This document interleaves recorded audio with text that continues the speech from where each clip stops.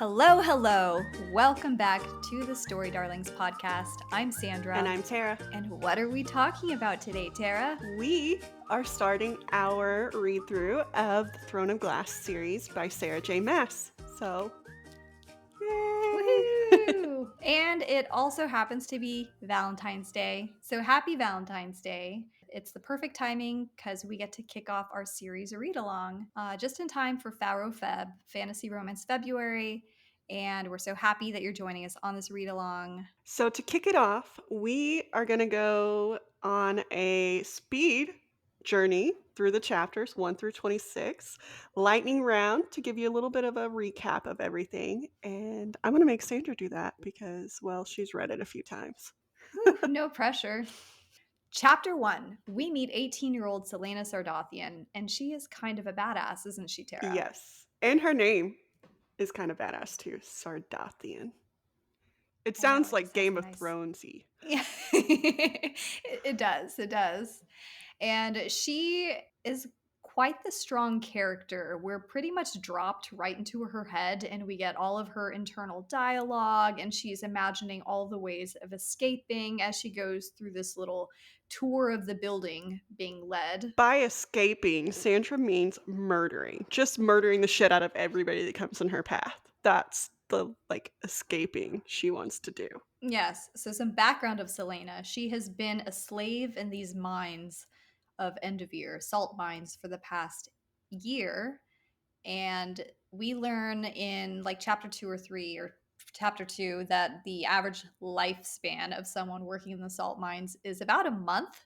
So it takes quite the strong-willed, maybe ruthless, brutal person to be able, just a strong will-powered person to be able to withstand the salt mines for that long. Well, and we also learn that it's not just her that she is relying on in those salt mines. Like, she is where normal people stay to themselves and die on their own. She has found a group of people that she can pull together, and she can help them and they can help her.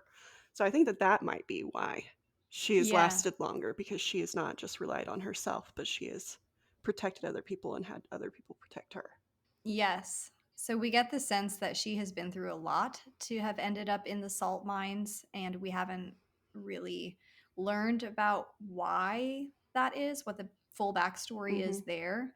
But as Tera said, it has been her knack for caring about people that has helped her get through that, even though circumstances in the salt mines are pretty terrible. So, chapter 1, we meet her. She's going through the building because she has been summoned to the Crown Prince's hall, or whatever you want to call it, where he sees guests. But she's dirty, filthy, chained up. She's skinny because she hasn't been eating well. She hasn't seen the sun in forever. And she is she's very resentful about the Empire and bitter, we get the sense of. She's imagining all the ways that she could kill this Captain Chaol Westfall as he's leading her to the Crown Prince, and how she could escape, and just kind of questioning the intelligence of everyone there because she's learning the layout of the building. And that is chapter 1. Because he tries his hardest to throw her off. And so she even remarks that, he's stupid because he thinks that by taking her up the same hole and then back down and then up it again, he's throwing her off. But she's like, I could get out of here. No problem. Yeah. She's like, keep showing me the building. She's like, you're basically giving me practice sessions on the directions and where to go. I'm committing this to memory even better now. Thank you. It's super nice of him. Yeah, super nice of he's so accommodating, that Captain Westfall. So chapter 2, it's the eyes lock moment. She's in the makeshift throne room of this place in Endovir, and she meets the handsome, dark-haired, blue-eyed Crown Prince. Yes, Crown Prince Dorian. And he is what you would picture a Crown Prince to be. He has kind of this flirtatious playboy attitude and way, swagger, just way of carrying himself. And he basically has a conversation with Celaena about her experience in the salt mines. And do you remember what her experience in the salt mines were? Why he's selected her to talk to her about this proposal that he has. Well, I don't know exactly what you're coming like your right answer here is, but is this that she murdered people in the salt mines? Okay, just wanted to make sure I wasn't ahead a chapter. So, um, so we learned that shortly after her arrival, Celaena goes on a murdering spree. Um, 4 months after. yeah, Yeah. and she murders her like I took him to be, like, the guard of the place that she was in, um The yeah, overseer. Mhm. and so she murders him, but also then starts to do her escape, and like I mentioned earlier, her escape means murdering everybody in her path, and so she also took down a number of the other kind of guards in the palace and almost made it to the wall to escape. Or not the palace, the salt mines. Almost made it to the wall to escape, which has never happened, and No. the guards have been trained to basically kill the person before they even step foot out onto the path to the wall, so for her almost making it to the wall, that's just unheard of.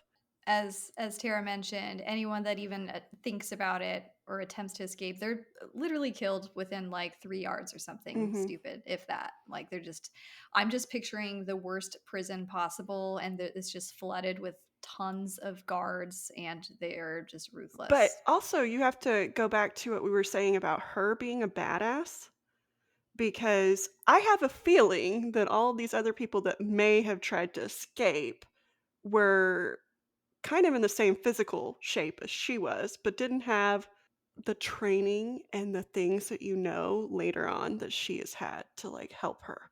So it makes Yes. sense that nobody's made it very far because they're all starving, they're all like ready to die. It wouldn't take much for a guard to kill them.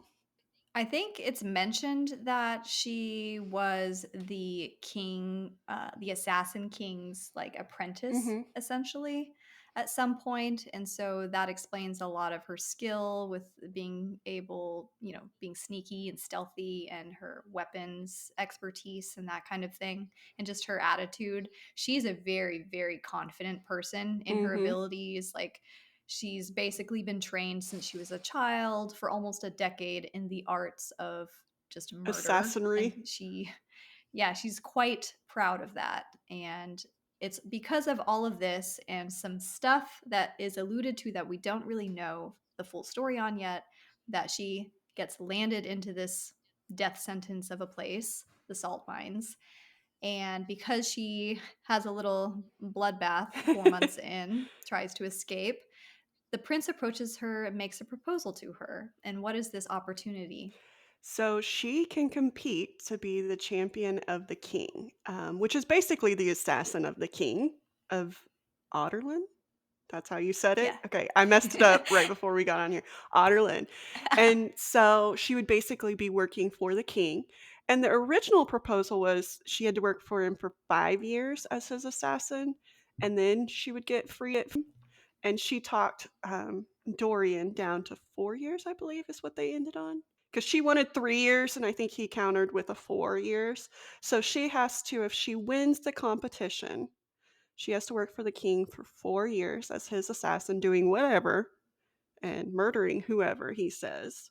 No No questions questions asked. Yeah. asked, and then she could possibly have her freedom, which I'm kinda iffy on, like, they don't sound like they're, like, stand-up people that are gonna, you know, really do what they say, but what other choice Yeah. does she have? She stays in the salt mines and dies within a year or 2, or she takes his proposal and a shot at Yeah. freedom at least. Yeah. It's all very suspicious. Mhm. You're like, what is this king's motivations? Is he a good person? Does he have noble reasons for wanting an assassin? Well, Yeah. I doubt it because, like, what noble reasons are there for wanting an assassin? But I do like Dorian, so that's where I'm, like, having, like, I believe Dorian, but his father's the king and not he's not really in charge, so anything he says, I have, like, a grain of salt. So Dorian meets with Celaena, and Chaol is just basically standing there as a handsome statue beside her, making sure she doesn't pull any funny I business. also envision him giving her looks like, "You're stupid." go Oh, away. yeah. Like, He has a lot of attitude. mm. Mhm. That's what I envisioned the whole And he's time from him. Mm. yeah, he's also supposed to be like, she's 18 and Chaol is supposed to be 22 and made captain of this entire guard Mhm. at 20, which is like, okay, there wasn't an older person that could have been, but I mean, I it's geared towards a younger crowd, the book, so I understand Well, making a 20-year-old but we captain, do but find out that yeah. he's a good friend of Dorian too. So I also think that there was some like Yeah, nepotism, well, not really nepotism, but you know what I'm saying. Like he was in that role they grew up probably together. because he had some Yeah. connections. They do say that they grew up together. So Dorian and Chaol have known each other their whole life. Celaena makes a guess that Chaol is of, kind of uppity, highborn class Well, status as the way well. he's looking at her and talking to her, like that doesn't take a genius. He A little thinks he's better snobby. than she is, which I mean, most of that comes from assassinry. Yeah. He has a very black and white view of the world. Like, oh, you're in this place, you must be just a criminal and Mhm. you don't deserve any second thought whatsoever or any respect from me type of thing. And it'll be interesting and fun to see how that changes. But yeah, so after this talk with Dorian and she agrees to give 4 years, her next 4 years up. So by the time she's 22 to be out of the king's graces, if she can get her freedom. So then they travel to the Glass Palace, and it's a 2-week journey. They go through Oswald Forest or something Mhm. like that. They go through the forest, they're camping at night. She's still filthy, and there's a few like really kind of tender, sincere moments between her and the There's prince. also some foreshadowing moments on this trip. Like, Yes. I caught a few things and I'm like, "Oh, wait. I think that that's gonna be important in the future." And I wrote them down. Yeah. I'm a nerd. I didn't wanna, like, put it in my book, but anyway, I'm a nerd. But there's a moment where the forest kind of talks to her or, like, the little people deliver stuff to her, and so I'm like, she's gonna be something with that. There's gotta be something, some reason that the forest is talking to her and that she feels the magic in it, and that the little creatures, which I think are fae, little fae creatures, Yes. um, Are because she said that there they're were, referred to as like yeah, there were little yeah, footprints that led up to flowers or something so at her bed, mhm. and so I have a feeling we're gonna see more of the little fae creature later on in connection to her. But then there was also the moment of them telling, or somebody telling the story, her thinking the story, I don't remember, but the story of Terrason and the way she connected to that story. And it's her hometown, but the way she connected to that, or her home country, Yeah.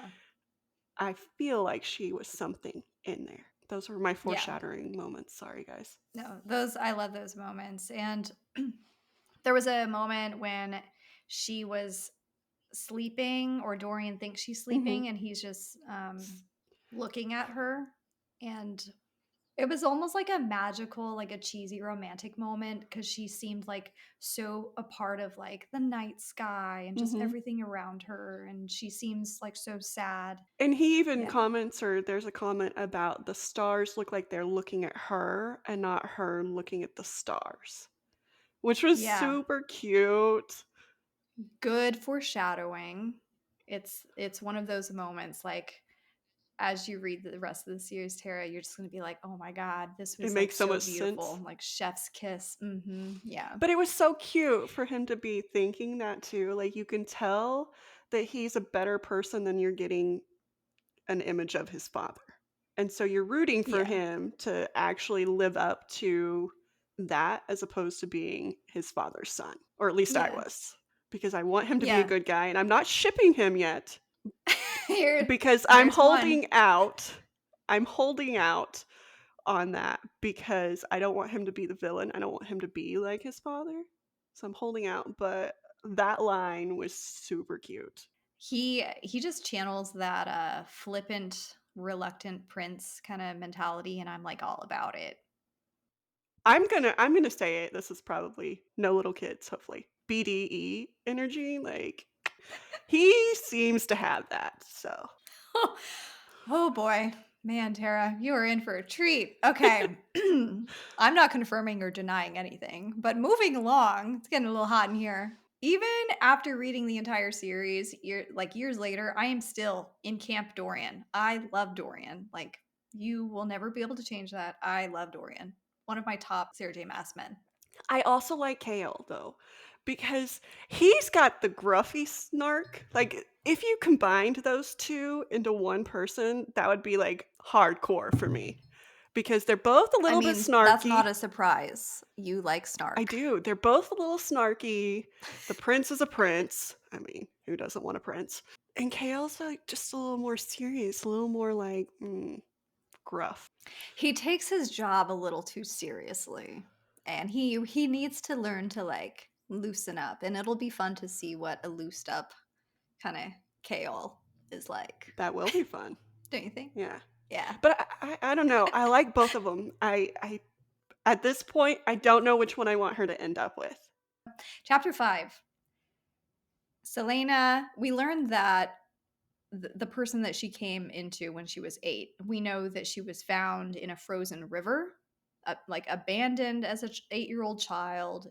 She didn't look like she was in great condition at all, physically, mentally, emotionally. But she was found by the king of assassins, Erben Hamal. And I'm probably butchering that pronunciation now that I gave Tara crap about saying stuff wrong. And so he basically exploits her, right?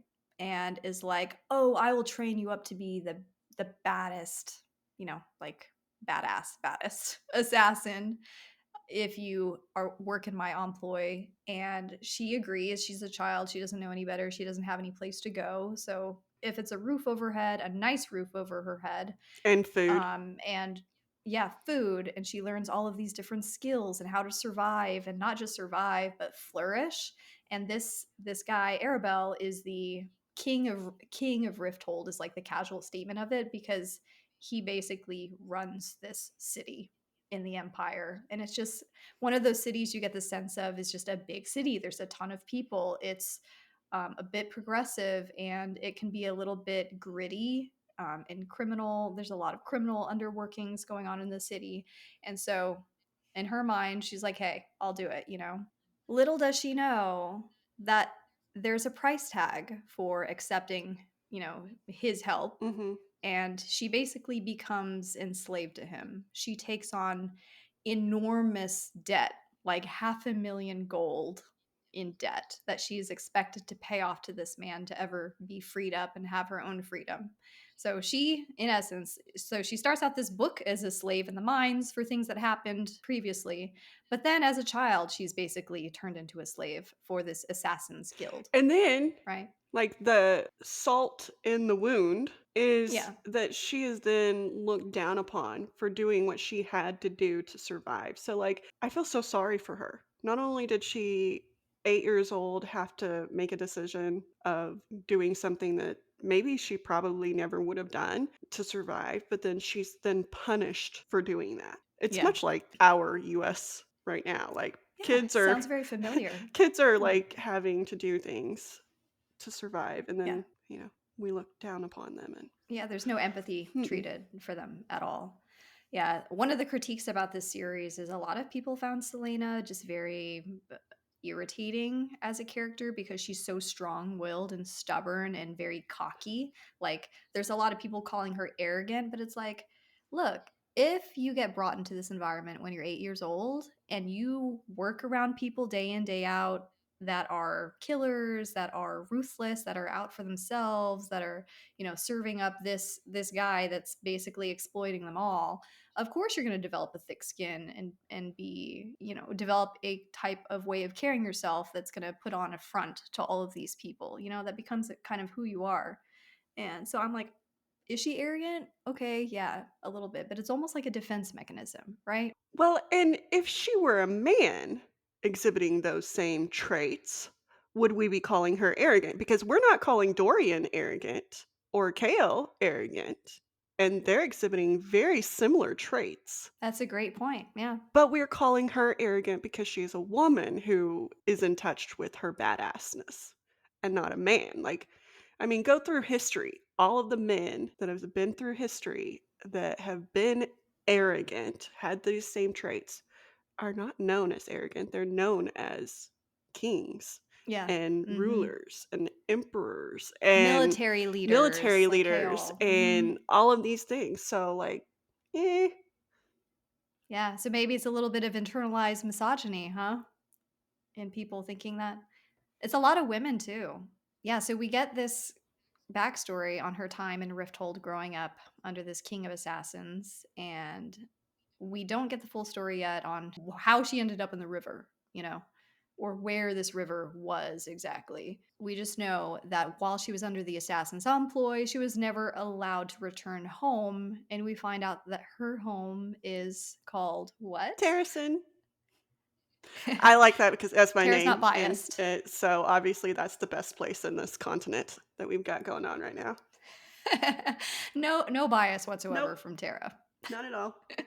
And then we also learn that in this whole continent, world, whatever you want to call it, of Aurelia, that magic used to permeate everything. But now there's no magic. Magic has been outlawed by the king, Dorian's father. He just sounds like a douche.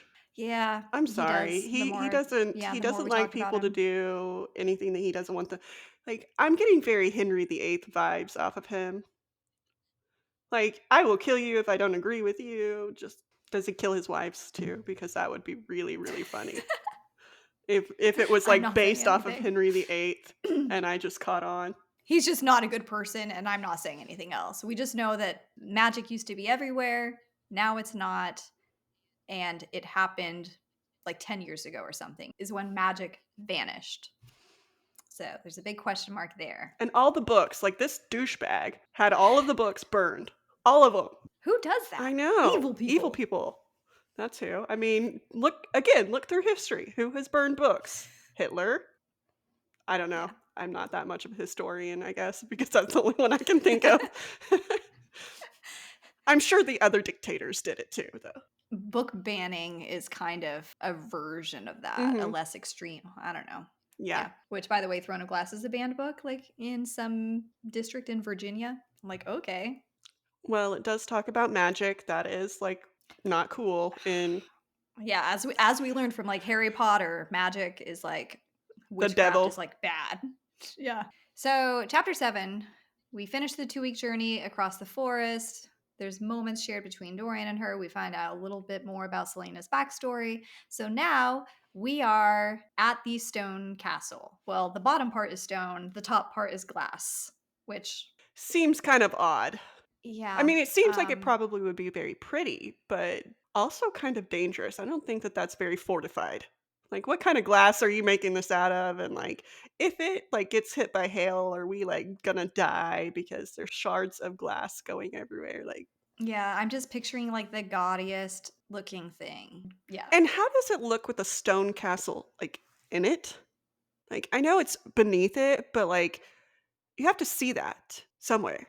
There's some, like, something on the inside of that castle that you can, like, see right through, which would just be, like, weird looking to me, but hey. I'm picturing like an ancient stone Mhm. ruin almost Yeah. that's partially hidden. And then, like, going back to, like, Dorian's dad being, like, a douchebag, like, he lives in a fucking glass house, and he's throwing all kinds of stones.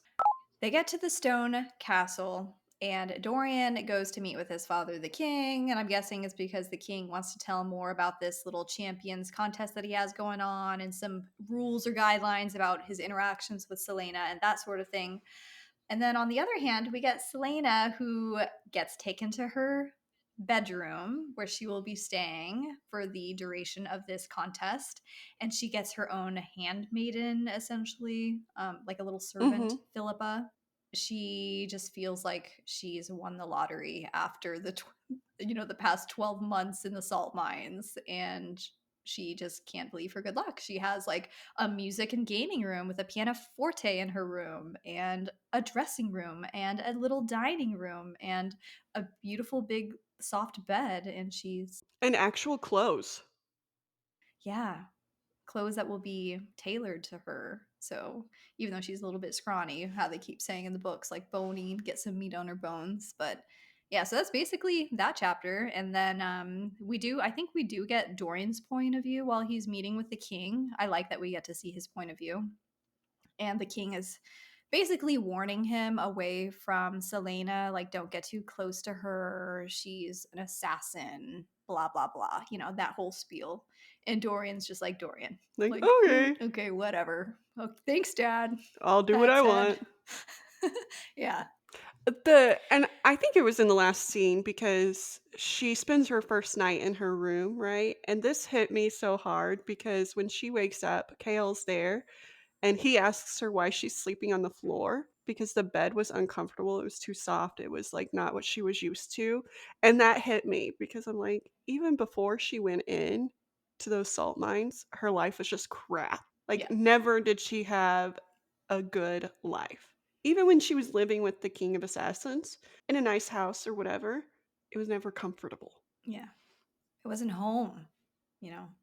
And that just made me feel for her because she chose to sleep on the floor because she wasn't comfortable. There's definitely a sense of loneliness and not belonging, which, speaking of Get a little bit of yeah, he's starting to, mellow. his rigid structure is starting to crumble just a little bit, like soften just a smidge. Mhm. You know, Chaol doing what Chaol does best. He takes our favorite assassin on another tour. Just call him tour guide Chaol. And this time it's of the palace. But I don't think this time he walked her around like the way he did before. I think he just like took her on a tour. Like, I didn't get the sense that he was taking her in wrong directions to end up someplace. No, it wasn't a misleading kind of tour meant to trick her or anything, but she does ask just questions for the sake of questions, like, oh, but what about this, so that he can show her like that part of the castle, and like, oh, what about this, and so she's like asking all these things to slyly get him to show her around I more. also get the feeling that she was doing that somewhat to annoy the crap out of him because I feel like he's going to be annoyed no matter it what. seemed to me like she was like the little kid that's like, "But why? But why? But why? But why?" Just to annoy him. So I think some of those, like, she was slyly getting some answers out of him, but I think she also just really wanted to annoy him. Yeah. Now that I'm thinking about that, like, their relationship seems more like brother and sister, like her just wanting to annoy him and him just, like, being annoyed by her. That's a hot take. That's Yep. gonna be weird if they end up together. I definitely didn't get that vibe, but yeah, if you think about it, you could totally see it that way. Yeah. And I didn't get that vibe until I said that she was trying to annoy him, and that's what you do to your brother, so So during the tour, Chaol is telling her about the family, the royal family. We learn that Dorian looks nothing like his parents. Like, absolutely does not resemble either of his parents. That's Sarah J Maas right there, sprinkling something in that we don't really know yet. Do you remember that part? no, I'm dumb, I did not catch on to that. He looks nothing like them. They don't know where he got these looks from. And also that he has a little brother that is basically the Joffrey from Game of Thrones, that little shit.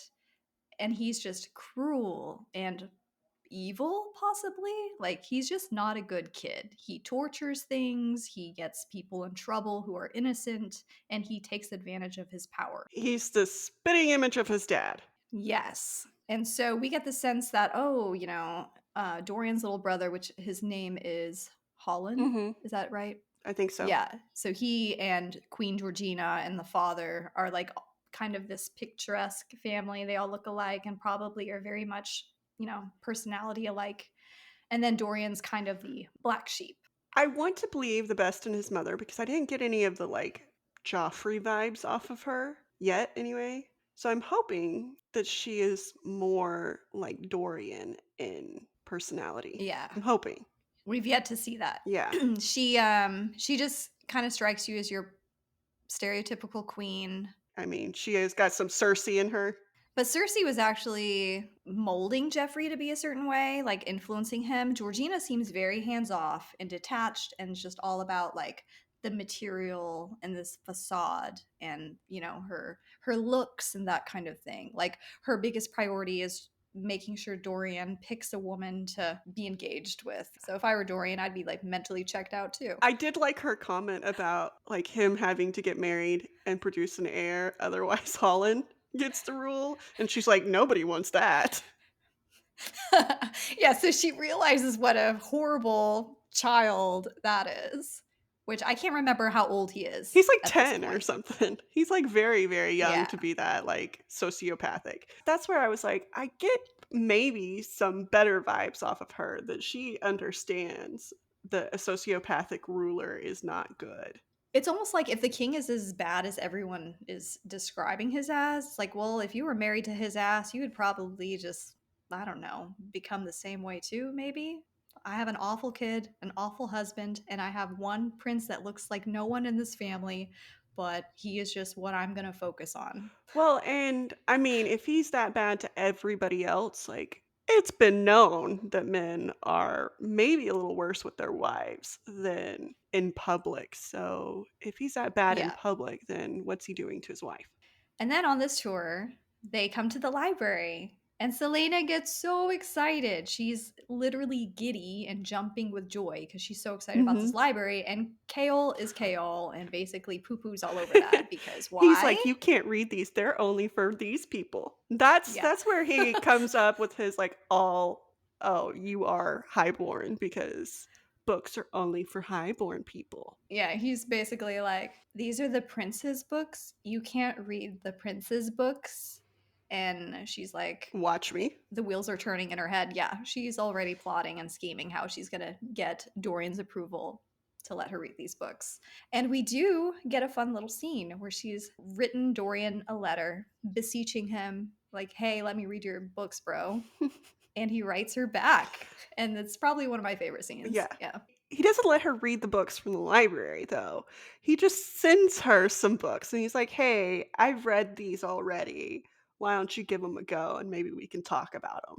So he's setting himself up for getting future dates with her. It's kind of like when you're courting someone or you're in the big early stages of dating them and you're like talking about all of your interests and stuff. And you're like, oh, you like to read? I like to read. And they're like, oh, well, these are my favorite books. So, like, you should read my books. So, you're basically reading the favorite books of whoever you've started dating to try and, I don't know, get a better understanding of them, be more in favor with them, I guess. It's kind of like that type of flirtation going on almost. And I don't know, I dig it. There is a bit of a, like, a Beauty and the Beast theme there too, because she's kind of a prisoner of the castle, and he gave her books to, like, get her to open up to him, and she really has no other choice if she wants to read the books. Those are all she's got, so it's kind of like a captive Yeah. situation where he's setting it up that he still gets to be on her good side while holding her prisoner. Yeah, she's basically in a beggars can't be choosers position and so desperate for any kind of entertainment and reading. She's like, fine, I'll do it. Like in her head, she's already saying, okay, I'll read these books and then I'll figure out a way to persuade him into letting me read whatever the hell I want to read is how her brain works. I don't know. I like that little library written letter back and forth kind of thing. And then Kale, being Kale, got onto her because she is not in a position to be writing a letter to the prince. Correct. And I thought that was so funny because it's like, well, it's already happened. Like, what do you want to do about it now, dum dum? Yeah. But he took offense to her Yeah. arrogantness enough to write a letter to somebody else. Whew, Heaven forbid. yeah.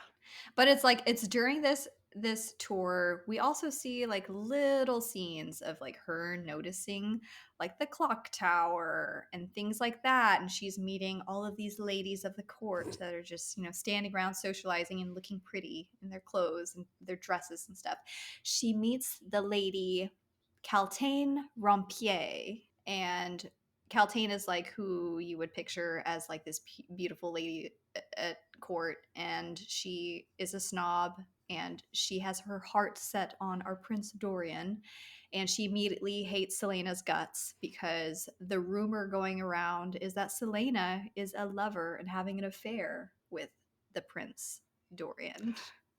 Caltaine does not give me smart vibes. She gives me very, like, dumb vibes. She hasn't really stepped into her power. Like, she doesn't really know what it means to be a woman. So she's just kind of falling into this whole thinking of, oh, I'm going We to be have a to be beautiful against lady each at other. court. And I'm just, yes, you're my competition. And I just need to find a good husband to raise my status. And I don't know if it was in this chapter or a later chapter, but, like, when Celaena confronts Dorian about that rumor, it got me because she's like, "I don't want to be rumored to be your lover because that means I'm dumb." Like, that's not what I want. Yeah, I mean, the whole time she's walking around, anytime she has an interaction with a woman, they're just like, "Ugh, here's this slut again." Mhm. She's just sleeping with the crown prince. Well, that'll be over when he picks an actual wife, someone Or who's just, just his next conquest. Like, it doesn't even have to be yeah, the actual wife. Like, they're like, he yeah. goes through them. She's not gonna stick around for long. Yeah, there are a few exchanges between Chaol and Dorian where they're just like, okay, you dated this person and this person. This girl, Rosamond, broke your heart and married somebody else.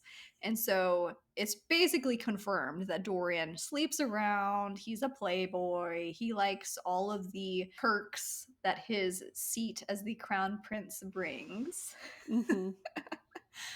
I also wanna see him get torn down a peg by that because right now all he knows is that everybody's gonna fall at my feet. I kind of hope he Oh, yeah. falls for her so that she can be like, "No, I got better things to be doing. Tara, you are cruel. I don't need to You're mess with you." brutal. Well, I did like her telling him that, like, "No." I mean, it's probably the first time that he's ever heard the word no from Well, anyone I of the mean, opposite minus sex. Rosamond. Yeah, well, I mean, that was a yes for a long, long time. And then she was just like, you know what? I'm "You're going to never marry gonna this marry person. me, so I'm gonna move on."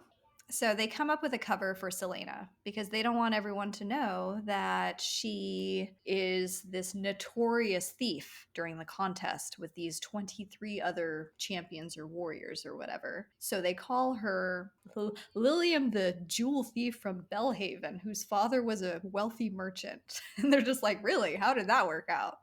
She's like, well, he doesn't speak to me, if that's what you're wondering.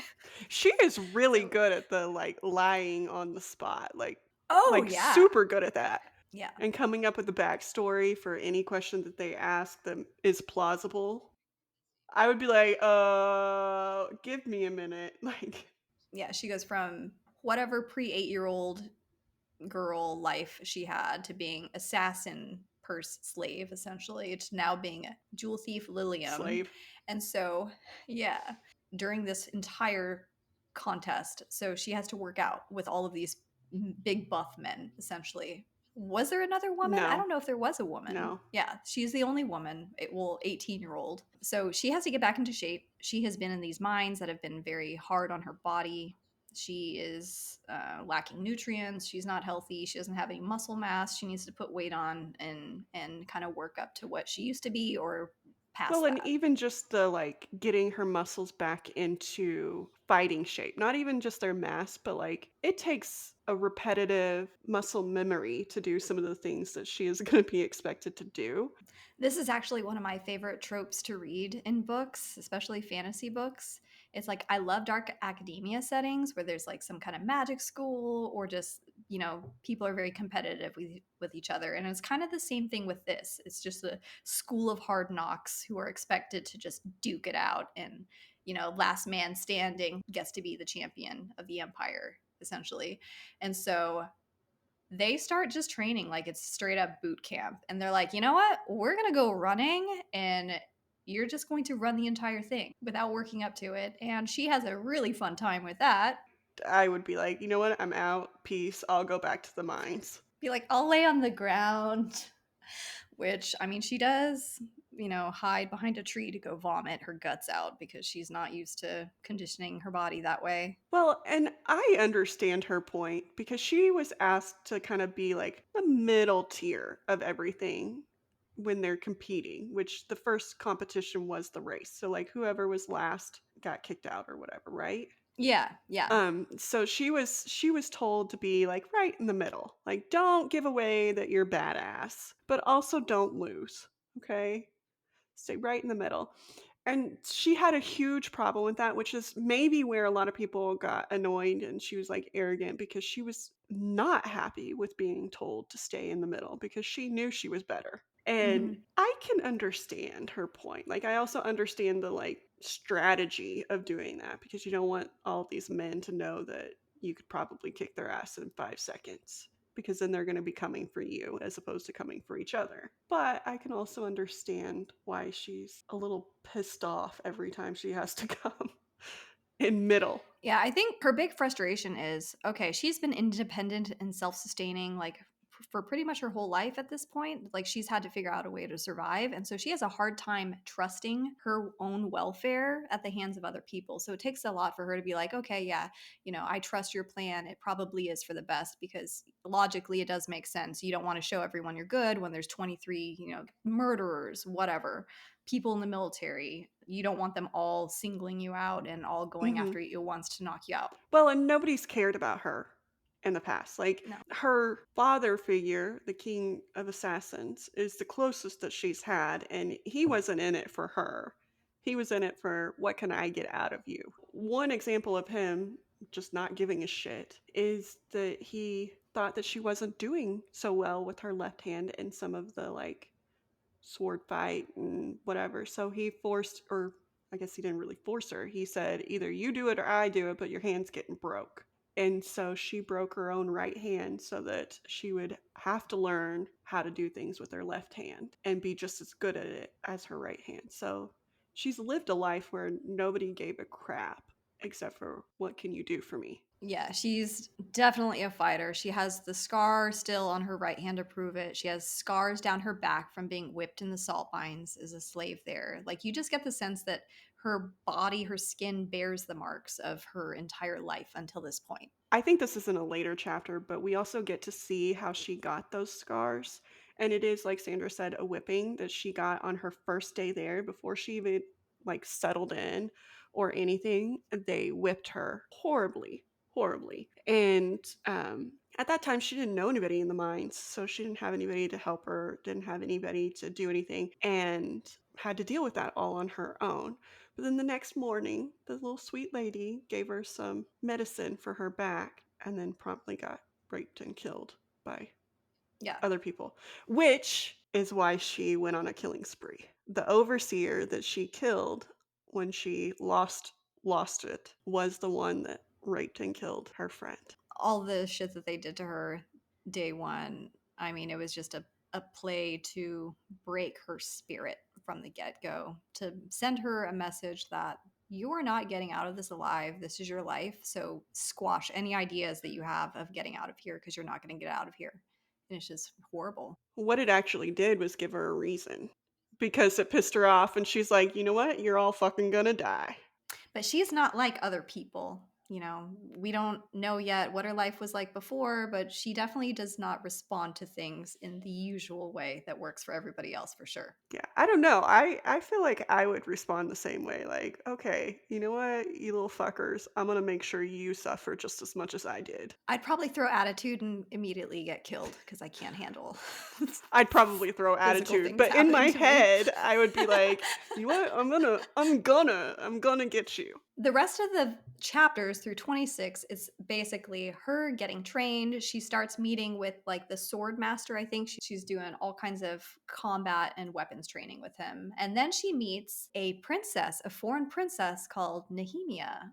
And Nehemia is from a country called Ilwe, and she doesn't speak the common tongue here, but Celaena speaks it, which is, it just makes you even more curious about her background. Like, how does she know these random languages? And then she makes up the thing like, oh, the king of assassins had us learn this. what it was part of the education.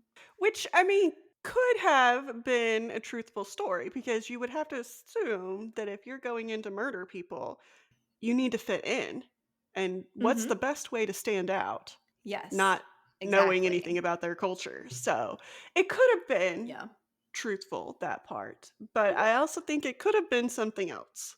And so some of the interactions with s- with Selena and Nehemia as they're going around, and we find out that Lady Caltaine Rompier has been giving Nehemia a tour. And when Selena starts speaking Elway to Nehemia, Nehemia's just like, this freaking airhead is like giving me a tour of everything. I can't stand this place. She's like basically talking shit about everyone right in front of them and smiling. Just this beautiful, wide, natural smile the whole time. Yes, and Kale's like, because he can understand a little bit, it seems, and Yeah. he's like, No, "I feel like he's like, what is she saying? Yeah. that's not what she's saying." Yeah, he starts getting worried, like, what is she planning something? Like, okay, we need to squash this down. We need to stop this. He doesn't want it going anywhere. He imagines a lot of threats, I think, that aren't really there. He's constantly like, "Well, we need to squash it. We need to squash it. We need to squash it." So then we also learn a little bit more about Lady Caltaine Rompier, and we find out that she is being propositioned by Duke Parrington, who just seems like the slimiest, nastiest, like old man that is just always eyeing her body and just being very creepy and gross. I feel like she kind of propositioned him too, though. Like, I mean, not sexually, because she doesn't like he's gross, but she went to his house to get him to invite her to the palace so that she could end up with Dorian. So, like, she's using him a little bit too. But he wants her for sex, and she wants him to introduce her to Dorian. I'm not really clear how she met Duke Parrington, but she definitely caught his eye at some point. I don't know if she's getting pressured from her family or what the deal is, but yeah, she is essentially using him to get to Dorian or get closer to Dorian. And she knows that Parrington has it in his head that he wants to marry her, and she just tries to like brush it off and like, change the subject kind of thing all the time and just like grin and bear it, to just okay, I'm just going to keep doing this until I can get into Dorian's favor and win his hand essentially, and then I can be like, "Oh, sorry, I'm engaged to the crown prince" type of thing. I don't know what her motivations are unclear at this point. Like we don't know Mhm. um Why? why. You Mhm. You don't hear much about her family, which again goes to your point. I think that there might be something, which, I mean, if you look through history at any courtier, which is basically what she is, there's some family like pressure. And Duke Parrington, honestly, he might be like a fallback option for her too, because he is held in very high regard by the king himself. I think he's probably the king's right hand man. Like they're very close. He's definitely not a good dude, and it's yet to be seen about why, like what his end game is. But it's obvious that he wants some kind of power or something. Strings of deaths start happening. Then it starts becoming kind of like a whodunit type of story because these mysterious murders start springing up. And Kale, every single freaking time, is like, "Did you do this? Was this you? Like, this seems like you. Like, where were you?" And she's like, "I was fucking Yeah. with you, dumbass." Yeah, he definitely shouldn't be a detective. Captain of the guard is probably okay, but he definitely shouldn't be like He's not an catching on that it's investigator. not her. No, He's just got it in no. his She's like, head, got tunnel vision that, well, you're an assassin, so obviously you murdered everybody, right? Easiest possible solution. dude, I've been in my room reading books the whole time, or so sore from training. It's like I wish it was me, but nope. Well, and why would she do that? Like, you already know that she can beat them in a fair fight. Why is she going to go waste her time murdering them? Like cheating her way up when she doesn't have to. Yeah, Yeah. like I could see it from some of the other ones that I'm not going to beat this dude. And the ones that are getting murdered are not like up there. You know, they're like the bottom tier competitors. So, like, why are you going to kill the person that's beneath you in competition? There's something else going on, Kale. Come on, use your brain. Yeah, if it's the bottom ones that are the easiest to knock out the fair way during the competition, then you're right. There definitely is something going on that is not exactly related to the contest Well, itself. and then the last one, which again, I'm like, are you a flippin' idiot? Come on, dude. The last one that we see in these chapters was basically eaten. Like half of him was eaten. Like, really? You think she somehow ate this dude, then went back to her room and didn't get blood anywhere? Maybe she's not human, Tara. We Weird. already know she can kick ass. Weird, dude. Weird. I mean, maybe she did it, I guess. I didn't catch on to that, but like, I don't think she did it. Maybe she is a cannibal. So far, in the first 26 chapters, there is court intrigue and politicking going on. There A is potential love this story? contest. Yes, there's kind of like a love triangle going on. Chaol and Dorian are almost like brothers as much as their positions, allow them to be. They grew up together.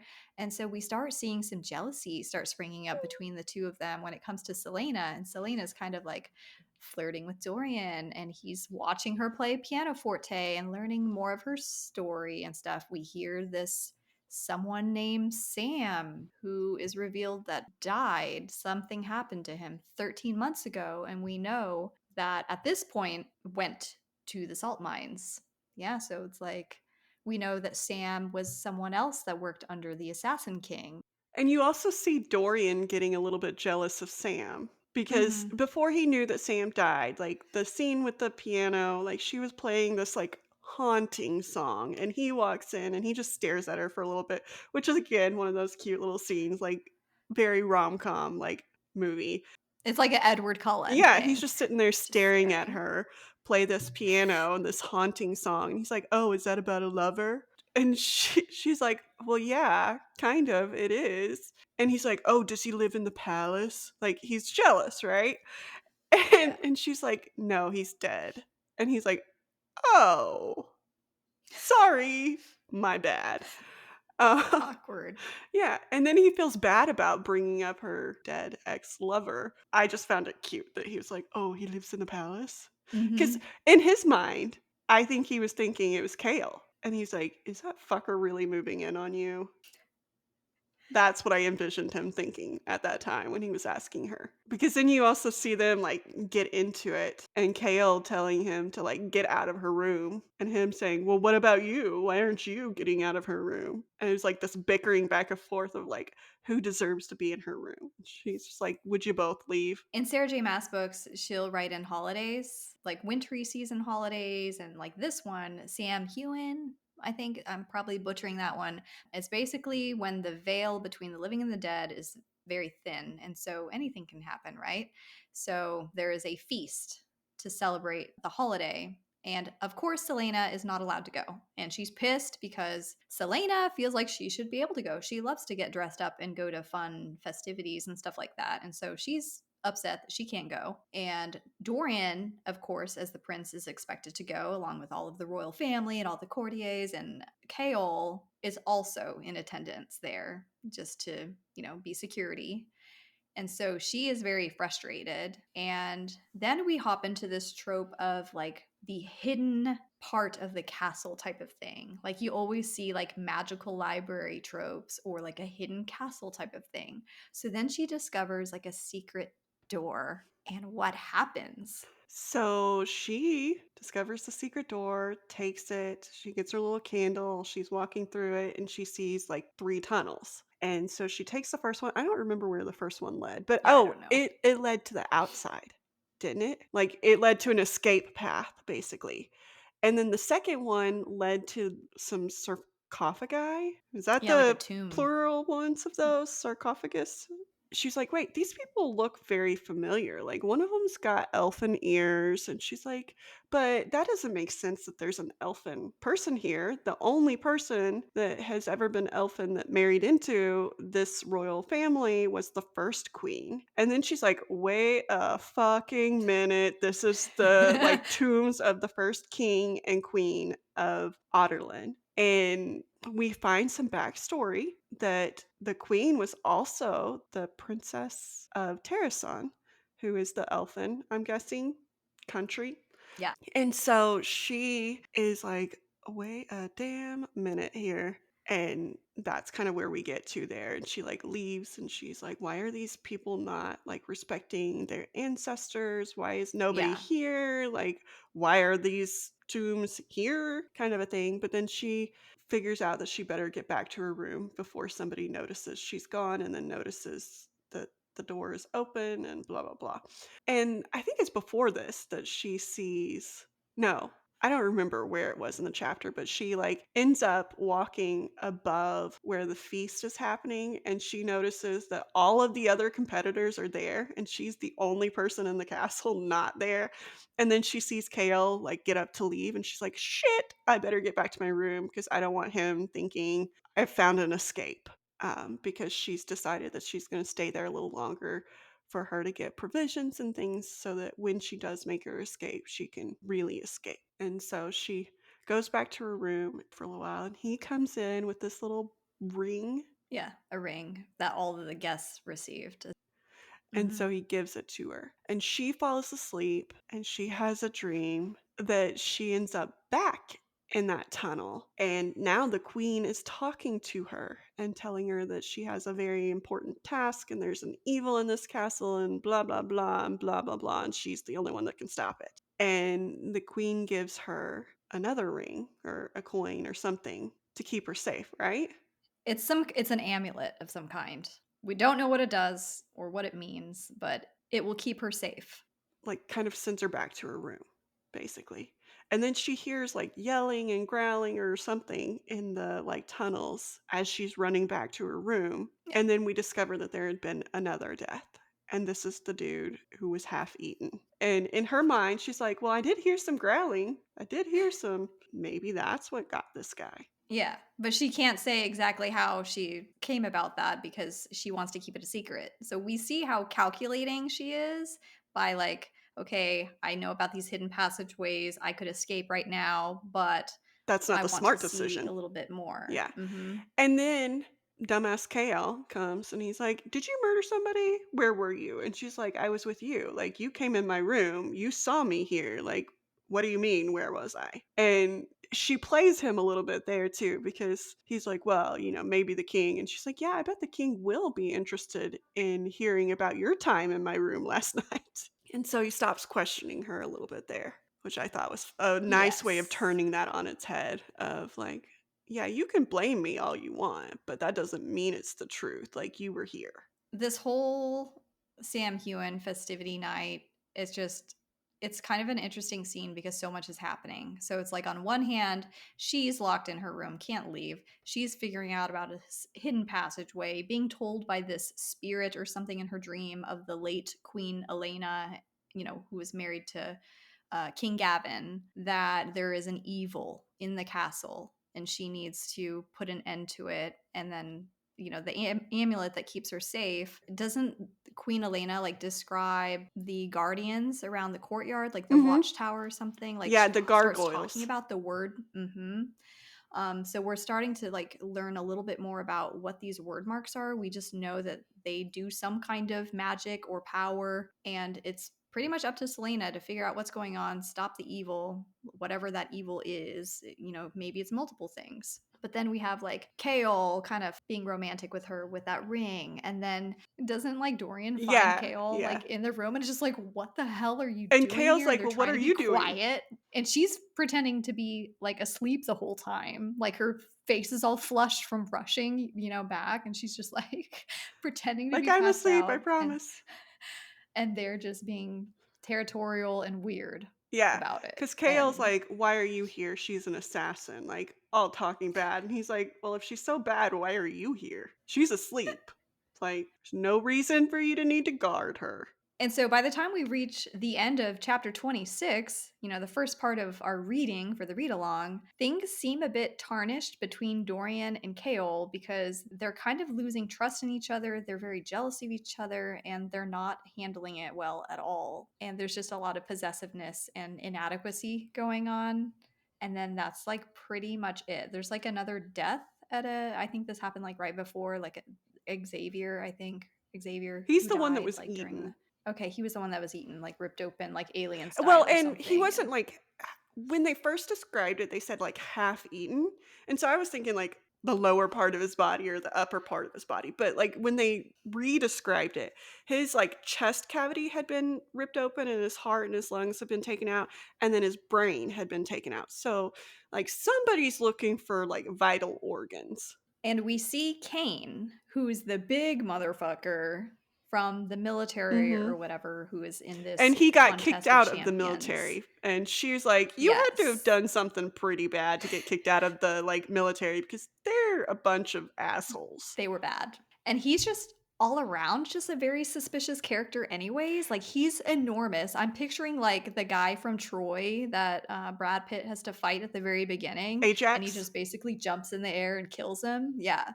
And so I'm just picturing this massive hulk of a man and he's big, but he's fast, he's strong, he's very suspicious in his behavior. Like why is he out and about? Well, and doesn't he come from the mountain people that were known to have, like, Yes. eaten people or something? Like, there was Something like something to that. do with, Yeah. like, their people and, like, why they were like, "Eh." But it's almost like a red herring, Mhm. like, sprinkled in there to kinda Well, take you off and track. the other thing that I don't know if it was red herring or not, but, like, when she walked up on him, he was either writing or reading one of those what are they called? Oh, the word Mhm. marks. So I'm like, was he writing that? Or was he Yeah, is, reading like, this some it? kind of Or was he trying to get rid of it? What was going on? there's some kind of ritual happening, Mhm. it would appear, and so that is what we're gonna find out when we read the next half of the book. Yeah. So, do we wanna just kinda go through characters? Like, we've already talked about characters throughout, like, Celaena and why she is the way she is, and Chaol, why he's, like, a holier than thou type of Well, we didn't mentality. actually tell why he was, because he is actually the first in line Yes, to his estate. yeah, it's not really a kingdom, but it's kinda like nowadays a dukedom-ish. He's a lord. Yeah, and Mhm. so he is a highborn person who gave up his title, To be captain. He um, wanted to be captain, yeah. and so he does have that "I'm better than you, I'm a peer of the society," or whatever mentality to Yeah. him. We do get some sympathy for him because in abdicating his title of lord of his home, and giving it to his little brother, like his father basically Disowned him. excommunicates him. He just won't engage with him whatsoever. So he doesn't have the best relationship with his family. He probably is not welcome home anymore. So this is it. Like this job as captain of the palace guard, like that is his identity. And it's going to be really interesting to see how his sense of honor and all of this gets changed as the story goes along. Dorian, we've already talked about how he's just a black sheep, but I don't know, he's just such a fun character. I love reading Dorian Mhm. POV. Like, He does seem like he's, like, the type of person that's, "Oh, well, go with the flow, happy-go-lucky," kind of a mentality, or at yeah, least, he seems that way. Maybe he's got something else brewing underneath, but he seems like he's just constantly winking at people and, blowing kisses almost kind of thing. it got me whenever he burned that list of suitor names essentially that his mother gave him at the party. He's just like, whatever, just, I don't want it. He can't stop thinking about Celaena and how she was playing, the music and all of this stuff. And he's just like very much fixated on her right now. So it's like, okay, does he genuinely like her? Or is this Dorian being Dorian? Someone new catches his eye Yeah. at court and he's like all of a sudden about that. You know what I mean? But Nehemia is also at court.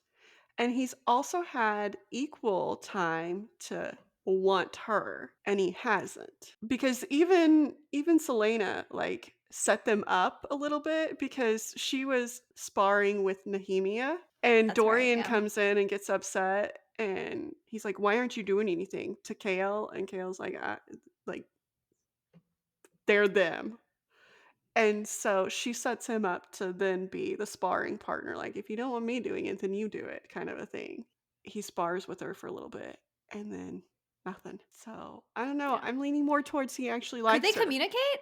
N Did they have a language well, barrier at all, or they is she just did because able he to doesn't Okay. speak it, and she was talking to Celaena, and they were, like, going off on him, and that's the point where Dorian's like, "You could have helped me out," to Chaol, and Chaol's like, "That wasn't even that bad," of them ganging up, and talking to each other in the language and then coming back and, you know it was just a funny scene where she found her person to, like, I don't know, her best friend to be like, yeah, we can take him, even if it's just verbally." Yeah, I love Nehemia. I feel like this is the first glimmer of light that Celaena has genuinely experienced because she finally has a friend, like another woman around that she just instantly bonds with. They're both like very well-read, intelligent women. She just for some reason she connects with her and relates to her. And they're very And sarcastic together, like, they mhm. if they had grown up together, like, as kids, I could see them playing pranks throughout the palace and stuff, you know?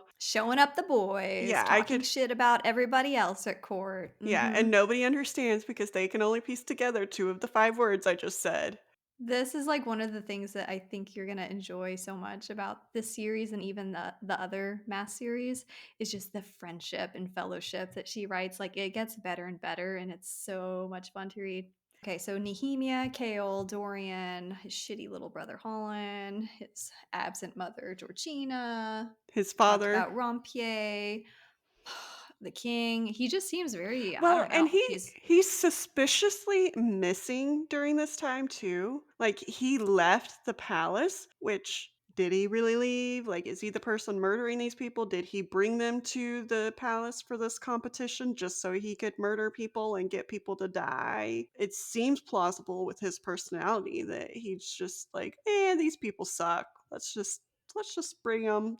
Let's tell them it's a competition, but I really just want people to yeah, die. It's kinda like Hunger yeah. Games, It's like, they just got sent there to die. It's gonna be so fun to try and figure out what his deal is because we know absolutely nothing about him. We get very little page time with him, and the fact that he outlawed magic 10 years before, he's in cahoots with, like, people like Duke Parrington, now he's running this champion contest for some reason. It's like, what is his thing? He's already head of this empire. Like, what else is there that he wants, Well, and you we know? also do hear from Dorian that he has disappeared like this one other time. And I would be very Mm, interesting to see what happened during that other time. If good similar catch. things happened, I foresee something being going on with Yeah, the king. that's a good catch. You're gonna find this thread line, this plot super rewarding. Yeah. Ooh, I can't wait. Any other characters that were there that we didn't really talk about? There's like Nox, who's kind of her Oh, friend during yes. this I the love Knox. competition. Like, I want it to be like him and her. Like, I want them to end up together. I think, and I'm not going to say I'm shipping him, but I do like Knox. I think he is very on her level. He's an assassin hmm too, but from the very beginning, he, like, was making eyes at her, and he was the first person to, like, be like, "Hi," to her, being the only girl in the competition. He was the only one to acknowledge her existence when they all met, and then, like, he wanted to spar with her to help her. You just see this, like, budding thing, and then there's the scene where Grave, dumbass, deserves to die, cut Nox's rope during the, like, wall climbing challenge. So Nox is over here falling to his death, and she gets a rope from some other dude, and she's like, "You touch it and I will kill you." And, like, goes to, like, save him, and in the process of doing that, she, like, had to shimmy down where she was, which was in the lead, basically. She had to shimmy down this little drain pipe, cutting her feet the whole way down, and then jump to, like, swing to catch him as he's falling. And then motherfucker had to climb back up the wall to get to the top so that she didn't lose the, like, whole challenge. Yeah.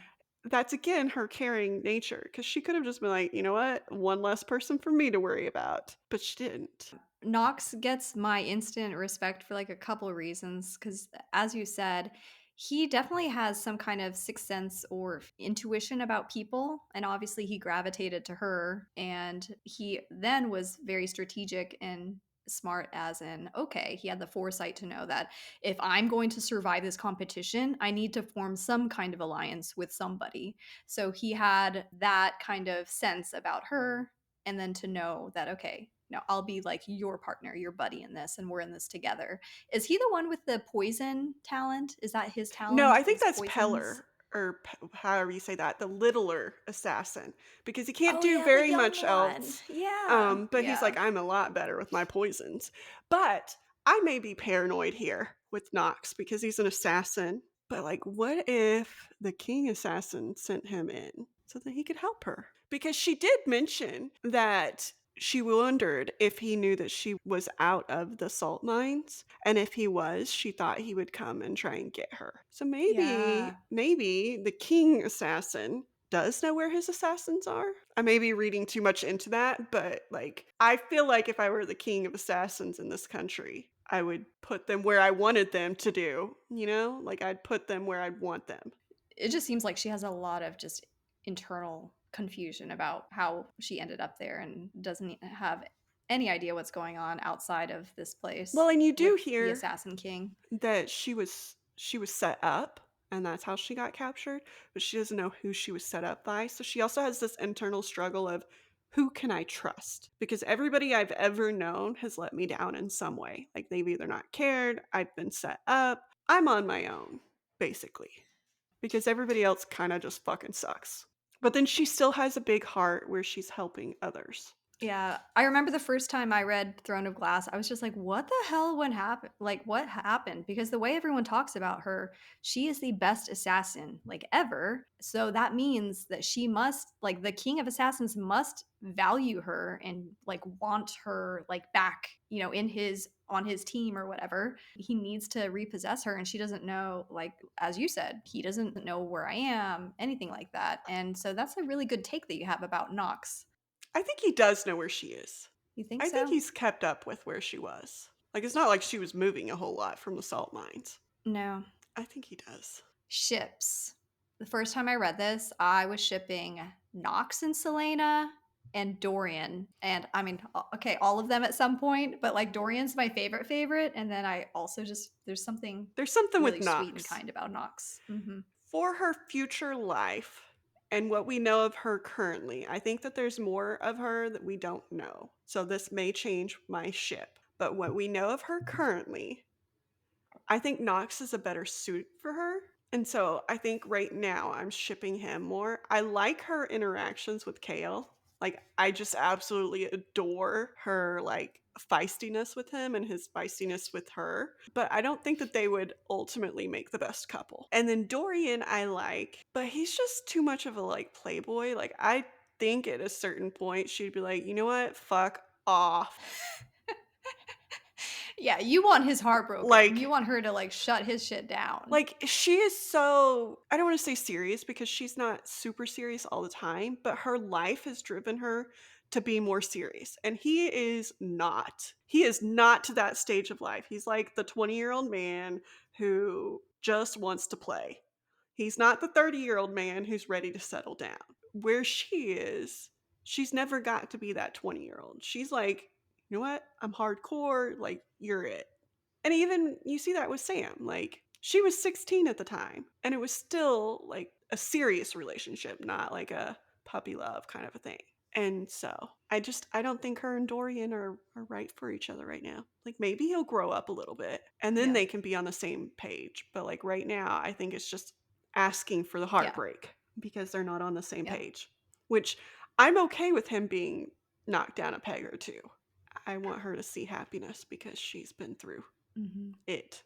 And for the viewers out there who are listening in and we're talking about Sam because we don't really have all that much knowledge about Sam at this point, we are, if this is your first time tuning in, we are reading the series from Throne of Glass to Crown of Midnight to Heir of Fire, and then going to the Assassin's Blade collection of novellas or short stories. So that's, if you were to line up the series with the Assassin's Blade first, that would be chronological order, right? But that's not how Sarah J Maas released the books. initially.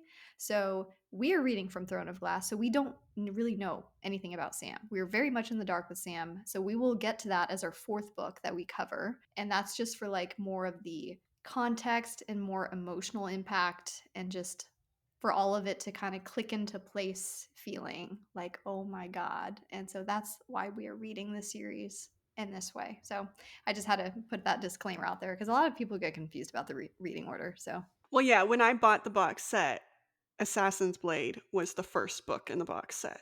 And I was like, well, why are we reading the second book first? I didn't even read The Assassin's Blade, my first read through, until I finished Kingdom of Ash. And then I read it and I was like crying. Well, that doesn't sound nice. We like the pain. We like the pain. We like the pain for other Um, people, okay? I'm not a masochist. Favorite scenes or quotes? I think you've already mentioned a couple, like the stars were staring at her, not the other way around. Yeah, I like the very sweet scenes, like the piano scene was super sweet, but Mm-hmm. then I also like the scenes where she's just feisty, like her and Nehemia together when they know the other person can't understand them and they're just like, "Yeah, she's an idiot. Yeah, he's an idiot. Yeah." And then especially with Kale because he's trying so hard to figure out what they're saying because he just knows she's up to no good. And Yeah. so he's trying to figure it out and she just like plays him. I love those scenes too. Yeah. Any written correspondence between people, I always love it. Like tugs at my heartstrings. I love that kind of rom com Well, stuff. even in those And letters, it was a very snarky, mm-hmm. like, "You should let me read these because, well, like, she was just Yeah, snarky to him, and, like, it's like those videos of, like, "How do I say this in a professional way?" That's what she did to him. She's like, "Give me the fucking books, but in a professional yeah, way." yeah, in a nice, polite, courteous way. Dorian, this kind of ties into, I don't know what scene exactly it was, but it was kind of, he seems to like look at Celaena a lot, just observe her when she's not paying attention or doesn't know he's there. He seems to observe her a lot, and he's had the thought at least once or twice, like he feels like he knows her. You know what I mean? Like Mhm. he knows her from somewhere. So it's almost like, is there a soul connection going on between the two of them? Like, what is this? And so it's a little bit of that. Yeah. We don't know anything about her young years either, True. so Hmm. does he know her? Tara, guys. Does he? And he knows her as a little kid, like, maybe they were playmates when they were, like, really small, and he's, like, pulling in, like, "This is a kindred spirit, like, I know her." You don't know yet, but we will see. That's a good segue into our last part, which is predictions. Is there anything that you think is going to happen this last half of the book? Well, shit, I don't know about the last half of the book. I know in general, like I mean, I think she's gonna win the competition. Like, I don't think there's any way in hell she's not gonna win. Um, Yeah, that's fair. I think we're gonna learn more about her connection to Dorian because there is a connection in some way, I think. I think we're gonna learn more about her connection to Elena because there's a connection in some way. And I think we're gonna learn more about her connection to magic because there's a connection in some way. Those are 3 things I think we are gonna learn about. Do you think the string of murders get solved this book? I don't know about this book. Yeah, I think it would. depending on what's driving it, right? Yeah, I think we would have to find out an answer to then lead into Crown of Midnight because Crown of Midnight just implies something's happening with the ruler. And it's Crown of Midnight, which we have not heard anybody else be called. So it's not like Prince Dorian is The like the only Crown of crowns. Midnight, you know? Like, so it Yeah. has to be somebody new being pulled in because Nehemia wasn't referred to in any way midnighty, and neither was Dorian. So I'd have to assume that the Crown of Midnight would be something different. I mean, I could be way off, and I will find out, but So there you have it. That is our very casual discussion of the first 26 chapters of book 1 in the Throne of Glass series by Sarah J Maas. I mean, Throne of Glass. Look at our beautiful Celaena on the cover. So happy Valentine's Day. Quick reminder that the new book covers by Bloomsbury Publishing came out today. So those are available. Links will be down in the description box below if you want to see the US covers for those. But yeah, what did you think? I guess just overall, Tara, what are your thoughts on the series or the writing so far? so far I'm liking it. The chapters flowed really well. Like, Mhm. I didn't feel like I was like, "Oh god, let it end anytime soon." Anything like that. It was like by the time I got to the end of the chapter, I'm like, "Oh, that's the whole chapter? Okay. This doesn't." Oh, yeah, they're Because snappy. at first I was like, "I have to read 26 chapters? Sandra, what are you doing to me? Like, this is gonna take freaking forever." But it flowed. And by the time Mhm. you got like, there was something else big happening. So there weren't Mhm. any, like, really boring times where it's like, Yeah. "Okay." Like, you were trying to piece together, like, "What did that mean?" Like, I feel like that was foreshadowing something. What did it mean? She definitely writes in a way that you keep turning the page. They're quick chapters. She keeps leaving you wanting more. It's definitely a different experience than From Blood and Ash, I feel like like those books. I missed some things because I was too caught up with, "Oh, well, this happened here," like, and I was in my mind, like, things were rolling, like, "Okay, what does that mean? What does that mean?" And I'm still reading, and I probably, like, just did not pay attention to sections of the book because 'cause I'm trying to figure out what the last thing meant, but I think it was really good. It did not take me as long as I thought it would. I don't think I'm super invested in a relationship yet, though. Tara's still standing back, observing the field to see Yes. who the one is. Normally, I'm like, "Ooh, that dude's hot." Like, I like him. But right now, I'm like, there are a few."